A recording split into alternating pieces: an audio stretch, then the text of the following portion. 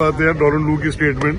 हम तो ये बात पिछले एक अरसे से कह रहे हैं कि जो एलिगेशंस लगे हैं अगर उनको किसी भी टच स्टोन ऑफ सैनिटी पे आप देखें इस तरह से होता ही नहीं है। Neither this could be done, ये ना साइफर में ऐसे हो सकता है ना इस तरह बायलैटरल रिलेशंस में ऐसे होता है। एक स्टैंडर्ड डिप्लोमेटिक नॉर्म है, कोई जिसमें बातचीत करनी हो उसकी क्या तरीकाकार होती है, तो ये इनका खासा है। अब मैं मुझे अपनी स्टेटमेंट को होल्ड करना है बिकॉज मेरे इस स्पीकर ऑफिस के मनसब का एक तकाजा है कि मैं थोड़ी बहुत अपनी political other than the house भी अपनी पॉलिटिकल पोजीशन को मेंटेन करूं।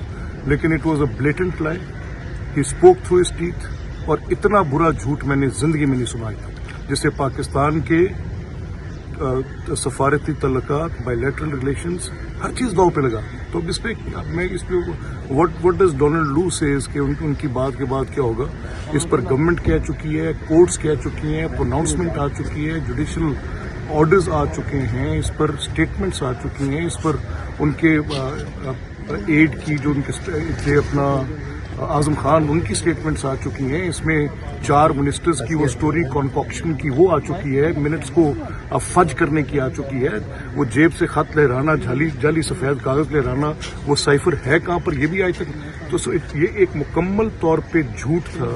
जिस तरह से पाकिस्तान की मईशत, जिस तरह से पाकिस्तान की सियासत, जिस तरह से पाकिस्तान की रियासत, अदालत, हर चीज को खराब किया गया, इसी तरह से पाकिस्तान की सफारत भी तबाह कर दी। दहशतगर्दी की उन्होंने एक और बात भी की है कि इंतखाबात में धांधली की तहकीकात भी होनी चाहिए। वो बाइकआउट किया गया। आप लियाकत क्या कह रहे हैं? डोनाल्ड लू ने कांग्रेस कमेटी के सामने एक और बात भी की है कि जो पाकिस्तान में इंतखाबात हुए हैं उसमें धांधली की तहकीकात होनी चाहिए, इल्जामात जो सामने हैं। नहीं, मेरा नहीं ख्याल। देखिए आप एक सेकंड यार, how can you expect me to talk like this? Please hold on. आप ये देखें कि अगर 25 से ज्यादा इनकी पिटिशंस नहीं है, 25, और मैंने उन 25 पिटिशंस का मटेरियल देखा है, एट द बेस्ट किसी की इरेगुलरिटी, बेटा यार इससे तो बात नहीं हो सकती, प्लीज आप ख्याल किया करें।